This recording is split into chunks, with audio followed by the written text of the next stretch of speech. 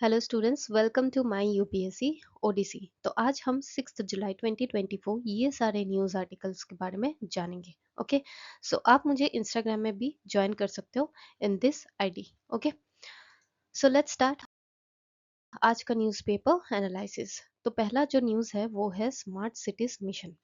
तो smart cities mission हमारे news में क्यों है पहले वो देख लेते हैं। क्योंकि central government has decided to extend the deadline for smart cities mission till 31 March 2025।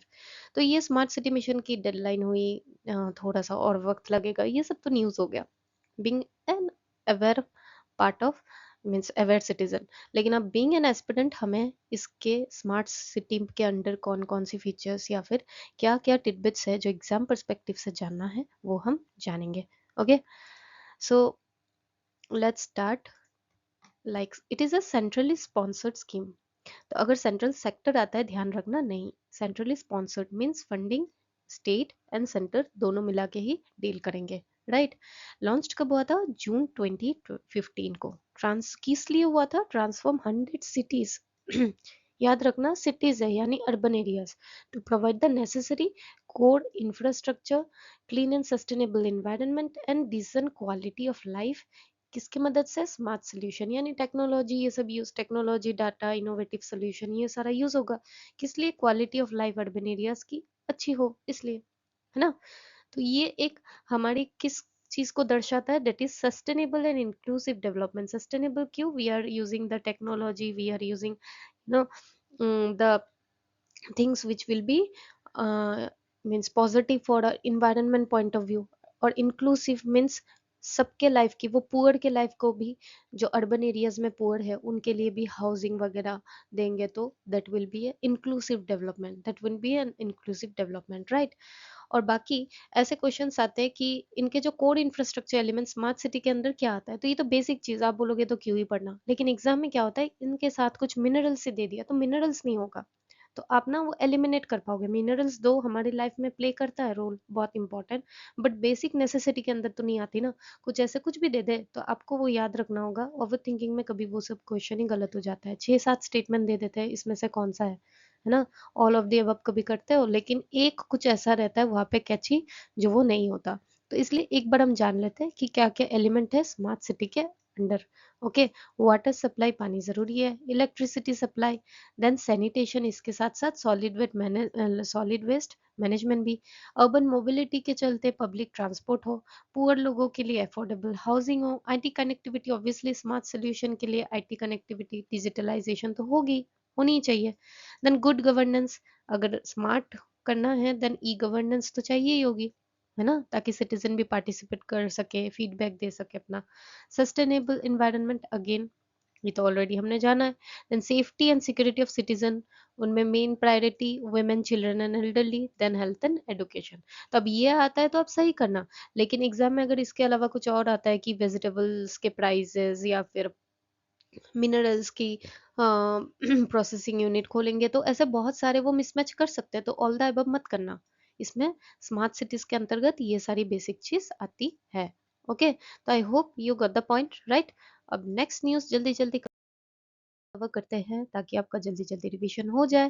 Then Shanghai cooperation organisation, ये न्यूज में क्यों है? बिकॉज अभी हाल ही फिलहाल में कंक्लूड हुआ क्या? 2024 एससीओ समिट। कहाँ पे हुआ? अस्थाना। कौन सी कंट्री? कजाकिस्तान। ओके, तो ये एक चीज याद रखना, एससीओ जो है ना, पहले जो एससीओ थी उस एससीओ नाम नहीं था, इसका नाम था शंघाई 5। 1996 में इसकी ओरिजिनेट हुई थी ये, बट शंघाई 5 के नाम से।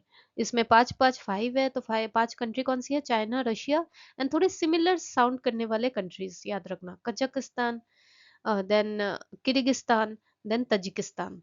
ठीक है, टी एन थोड़ा सा एक ही सा है ना, तो याद रखना ये 3 and China, Russia. Okay, then ये हुआ क्यों था actually? So that extremist religious group and ethnic tension को वो एड्रेस कर सके। ओके, इस चीज के चलते इनकी फॉर्मेशन हुई थी एस संघाई 5। देन शंघाई 5 एससीओ कब बना?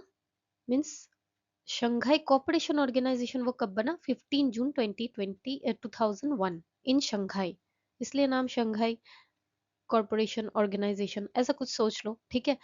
एंड उसमें ऐड हुआ था और एक member, that is the 6th member Uzbekistan, again A TAN add हो गया। ठीक है, तो शंघाई 5 था जो ओरिजिनेट कब हुआ था 1996, देन 2001 में ये शंघाई 5 बना, that is SCO, that is Shanghai cooperation cooperation Shanghai cooperation organisation. कौन ऐड हुआ था? उज्बेकिस्तान। उसके बाद इंडिया पाकिस्तान हुआ। एंड अब ये जो 2024 जो शंघाई कोऑपरेशन समिट हुई अभी, यहाँ पे कौन ऐड हुआ? बेलारूस। तो अब कौन कितनी देश हो गई यहाँ पे, कितनी मेंबर? 9 मेंबर्स। तो पहले से कौन थी, सॉरी कौन था? चाइना, रशिया, ताजिकिस्तान, उज्बेकिस्तान, ये ऐड हुआ था ना उज्बेकिस्तान, दैट इज द नाम चेंज जब हुआ था। देन किर्जिकिस्तान, कजाकिस्तान, तो फिर पाकिस्तान एंड इंडिया हुए थे। अब इसमें से ये 8 थे, अब 9 हो गए। कौन हुआ? बेलारूस। ओके, तो ये सिग्निफिकेंट क्यों है हमारे इंडिया के लिए भी? Because it address security issues in Asia and primarily dealing with Asian members. आपके कॉलोनी में कुछ समस्या आई तो कॉलोनी के लोगों के साथ बैठकर अगर आप डिस्कस करोगे, then it will be more beneficial कि आप दूसरे स्टेट से लोग उठा के लेके आओ, है ना? वैसे तो नहीं होता। तो ऐसे थोड़ा सा लॉजिक लगा के याद रख पाओगे तब, है ना? याद करना, फिर से रिवाइज करना नहीं पड़ेगा इस चीज को कि हाँ एशिया था या फिर ये दूसरी अफ्रीका से भी मेंबर्स हाँ ला सकते हैं, लेकिन प्राइमरीली एशियन मेंबर्स के चलते एड्रेस इश्यूज किसमें? Security issues in Asia. Okay, तो याद रखना। देन अभी जो ये 24 SCO समिट हुई, अस्ताना में हुई, तो इसमें कौन सी चीज अडॉप्ट की गई? Astana declaration. तो एग्जाम में अगर आया Astana declaration is was in news related to SCO, याद रखना। बेलारूस ऐड हुआ, Astana declaration and 25 strategic agreement हुए। ये सब तो होते ही रहते हैं agreements, okay? Energy, security, trade, finance, ये सब होना ही है। Then member of SCO adopted SCO development strategy, date याद रखना अंटिल 2035। क्या करेंगे? ऑब्वियसली सिक्योरिटी इश्यूज अगर देखते हैं तो टेररिज्म, सेपरेटिज्म, एक्सट्रीमिज्म, ये सब से तो सिक्योरिटी इश्यूज आती है। एंटी ड्रग स्ट्रेटेजी, ये सब भी देखेंगे। एनर्जी कॉपरेशन, बस ये याद रखना। इकोनॉमिक डेवलपमेंट भी देखेंगे एंड इको टूरिज्म भी देखेंगे। ये नहीं कि इको टूरिज्म तो सिक्योरिटी इशू में नहीं आता। तो ये दोनों थोड़ा सा कैची पॉइंट आपको लग सकता है, ये शायद ना हो, तो याद रखना। इकोनॉमिक डेवलपमेंट भी है, ओके? इकोनॉमिक डेवलपमेंट भी है, इको टूरिज्म भी है and cooperation in protected areas and otherwise ये सारे तो सिक्योरिटी इश्यूज है ही ऑलरेडी ऑनगोइंग, राइट? वो तो याद कर ही सकते हो। तो याद रहेगा SCO रिलेटेड शंघाई 5 था 1996। देन SCO हुआ कब? फिर 2001, किसके जुड़ने से? उज्बेकिस्तान। फिर अभी कौन जुड़ा? बेलारूस। कितने हो गए? 9 मेंबर्स। देन अब क्या declaration? Astana also a development strategy until 2025। उसमें क्या आता है? ये सारी चीजें। Okay, so I hope you got it, है ना? अब नेक्स्ट न्यूज आजकल है, दैट इज द सेंसेक्स। तो दो टाइप की हमारी स्टॉक मार्केट इंडेक्स होती है। वन इज निफ्टी 9, इसके बारे में थोड़ा सा जान लेंगे, है ना? एंड एक होता है that is the only only Sensex. Okay, तो हम इसके बेसिक डिफरेंस के बारे में थोड़ा सा आज जान ही लेते हैं, राइट? तो न्यूज में क्यों था वो हम देख लेते हैं एक बार, कि Bombay stock exchange Sensex has crossed 80,000 mark for the first time on 4th July 2024, hitting a new peak of this during intraday trades. तो ये तो चलो अच्छी बात हो गई कि उनकी ये लेवल क्रॉस कर चुकी है वगैरह वगैरह। देन हम अभी एग्जाम पॉइंट ऑफ व्यू से जान लेते हैं सेंसेक्स मतलब क्या होता है। Sensex is a stock market index, okay? क्या ट्रैक करता है, किन का परफॉर्मेंस ट्रैक करता है? 30 largest and most actively companies, याद रखना 30, okay? That is the 30 largest companies. वो कंपनीज लिस्टेड कहाँ पे होती है? Bombay stock exchange, okay? Bombay stock exchange में जो 30 most largest and active companies है उनकी परफॉर्मेंस कौन ट्रैक करता है? Sensex, right? देन अब स्टॉक एक्सचेंज क्या होता है? दैट इज द बॉम्बे हटा दो, नहीं स्टॉक एक्सचेंज क्या होता है? Stock exchange is a centralise location जहाँ पे खरीदना बेचना होता है। किस चीज का? Shares of publicly traded company. Shares बेचते हैं खरीदते हैं कहाँ पे? स्टॉक एक्सचेंज पे, जो एक सेंट्रलाइज लोकेशन होता है। एंड बॉम्बे स्टॉक एक्सचेंज सबसे पुराना स्टॉक एक्सचेंज है एशिया में। स्टेब्लिश कब हुआ था? 1875। एंड इस बॉम्बे स्टॉक एक्सचेंज ने लॉन्च किया था सेंसेक्स कब? 1982, ओके? ताकि इनके बॉम्बे स्टॉक एक्सचेंज के अंडर जो लिस्टिंग की गई है कंपनीज, उनका परफॉर्मेंस ट्रैक करे कौन? सेंसेक्स। ओके। एंड ये यूज किसके द्वारा की जाती है? Analyst and investor, obviously to track India's economic cycle as well as growth decline of specific sector. ये तो बेसिक बातें हैं, इन चीजों के लिए तो ये सब बनाया जाता है ताकि वो ट्रैक कर सके हमारी ग्रोथ। देन सेंसेक्स रिवलेटेड 2 times इन ईयर, एनुअली नहीं होता, 2 times, ओके, जून एंड दिसंबर, ध्यान रखना ये एक अच्छी पॉइंट। एंड जैसे सेंसेक्स स्टॉक मार्केट है, वैसे ही और एक स्टॉक मार्केट है निफ्टी 50। ओके, ये भी स्टॉक मार्केट इंडेक्स है, बट सेंसेक्स 30 लार्जेस्ट या मोस्ट कंपनीज को ट्रैक करता है, राइट? और ये 50 कंपनीज, नाम से ही पता चलता है निफ्टी 50। ओके। एंड ये जो 30 कंपनीज लिस्टिंग कहाँ पे होती है? बॉम्बे स्टॉक एक्सचेंज वाली कंपनी को ट्रैक करता है ना। बट निफ्टी 50 जो लिस्टिंग नेशनल स्टॉक एक्सचेंज में जो लिस्टिंग की गई है उनको ट्रैक करता है। ओके, ये थोड़ा सा डिफरेंस है, याद रखना। इंट्रोड्यूस कब हुआ था? 1996। तो पहले बॉम्बे स्टॉक एक्सचेंज आया 1875, देन सेंसेक्स 1982 एंड निफ्टी 50 कब आया? 1996। ओके। सो ये क्या कहते हैं इधर, सेंसेक्स 30 कंपनीज को देखता है जो लिस्ट है बॉम्बे, एंड निफ्टी 50 ये 50 कंपनीज को देखता है जो लिस्टिंग है कहाँ पे? National stock exchange, right? 2 times a year meet करता है, जून एंड दिसंबर। ओके, तो I hope you got the basic tidbits of Sensex. Then हमारा न्यूज में है सिक्योरिटीज एपिलेट ट्रिब्यूनल। क्यों है? क्योंकि चीफ जस्टिस ऑफ इंडिया ने कहा कि हमें और भी सिक्योरिटीज एपिलेट ट्रिब्यूनल की जरूरत, बेंचेस की जरूरत है, so that we can keep up with the India's growing market and financial transaction. क्योंकि जितनी मार्केट ग्रो करेगी ट्रांजेक्शन उतनी ज्यादा होगी, एंड उतनी ही चाहे तो अभी न्यू एक एसएटी मुंबई में हमारी इनोग्रेट की गई, उस के वक्त उन्होंने कहा कि और भी होना चाहिए। तो ये तो हो गई न्यूज। अभी जानना है कि होता क्या है। It is a statutory body, statutory body है यानी किसी तो एक्ट से ये एस्टेब्लिश हुई है। तो कौन सी एक्ट के अंदर? सेक्शन 15 के ऑफ सेबी एक्ट 1992 के अंतर्गत कौन एस्टेब्लिश हुआ?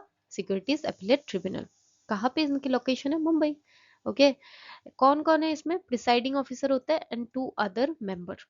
तो प्रिसाइडिंग ऑफिसर जो है इनको अपॉइंट कौन करता है? सेंट्रल गवर्नमेंट, बट उनको कंसल्ट करना पड़ता है किसके साथ? चीफ जस्टिस ऑफ इंडिया और हिज नॉमिनी। ओके, वो अगर नहीं है देन हिज नॉमिनी। एंड इनके पास जो ये एसएटी सिक्योरिटीज अपीलेट पावर किसके जैसा सिमिलर इनके पावर होता है एज ए सिविल कोर्ट। और अगर इनके जो डिसीशंस है, कोई अगर पर्सन सेटिस्फाई नहीं है इनके डिसीजन, देन ही और she can appeal to the supreme court. Okay.